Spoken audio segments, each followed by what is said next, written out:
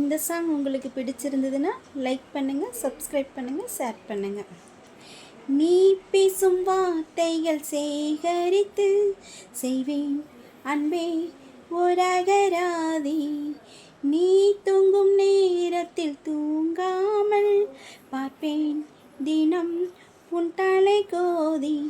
காதோரத்தில் எப்போதுமே உன் மூச்சு காற்றின் வெப்பம் சுமப்பேன். கையோடுதான் கை கோத்துதான் உன் மார்பு சோட்டில் முகம் புதைப்பேன். வேறென்ன